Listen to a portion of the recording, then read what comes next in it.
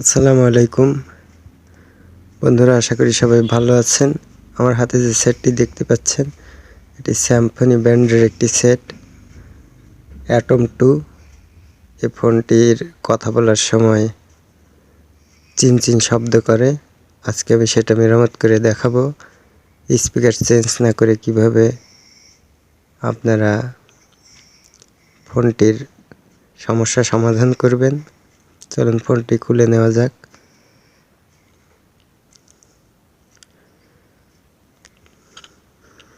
মূলত original speaker বলে আমি এই ফোনটির অরিজিনাল স্পিকার চেঞ্জ করব না। অরিজিনাল স্পিকারের সাউন্ড কোয়ালিটি ভালো হয়।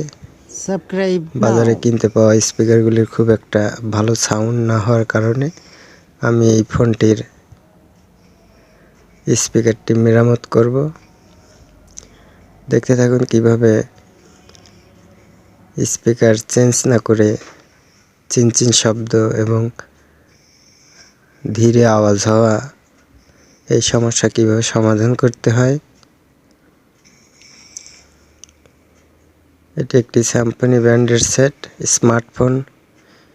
সুন্দর আওয়াজ হওয়ার কারণে এখানে একটি আল্ট্রা সাউন্ড সিস্টেম স্পিকার ব্যবহার করেছে। দেখতে পাচ্ছেন স্পিকারের ভিতরে অনেকগুলি লোহার গুঁড়া ঢুকে পড়েছে, যার দরুন কথা বলার সময় এই স্পিকারে চিনচিন শব্দ করে। আমি ইচ্ছে করলে বাজার থেকে একটি স্পিকার কিনে লাগায়া এর সমাধান করতে পারতাম, কিন্তু এর সাউন্ড কোয়ালিটি ওর সাউন্ড কোয়ালিটি এক না হওয়ার কারণে আমি স্পিকারটি মেরামত করছি। কিভাবে মেরামত করতে হয় দেখতে থাকুন। আমার হাতে যে আঠাটি দেখতে পাচ্ছেন, এটি ডিসপ্লে ফিটিং করার জন্য যে আঠা ব্যবহার করা হয়, সে আঠা আমি এখন স্পিকারের উপর অথবা পর্দার উপরে প্রলেপ আকারে লাগাচ্ছি, যার দরুন চিনচিন করা লোহার গুঁড়ো যদি থেকে থাকে প্রথমে আমি পরিষ্কার করে নিয়েছি। পরে লোহার গুঁড়াগুলিকে আমি আঠার সাথে সম্পৃক্ত করছি, যাতে করে আমি আঠাগুলি আবার তুলে ফেললে লোহার গুঁড়োগুলি আঠার সাথে উঠে আসে। তাই আমি মাল্টিপল ট্যালেন্ট স্পিকার পর্দাতে একটু আঠা দিলাম।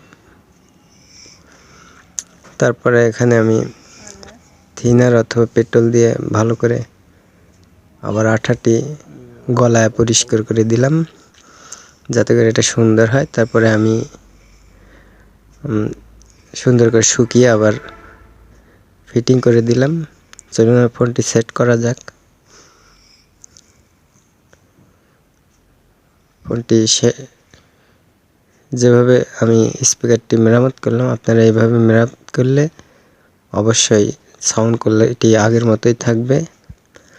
অন্যদিকে আপনাদের কোনো নতুন স্পিকার কিনে লাগাতে হবে না। আশা করি এভাবে আপনারা কাজ করলে অবশ্যই ভালো ফল পাবেন। চলুন ফোনটি অন করা যাক। দেখছেন ফোনটি অন হয়ে গেছে। আমি এখন 121-এ ডায়াল করব। দেখতে পারলেন কিভাবে ফোনটি ঠিক করলাম।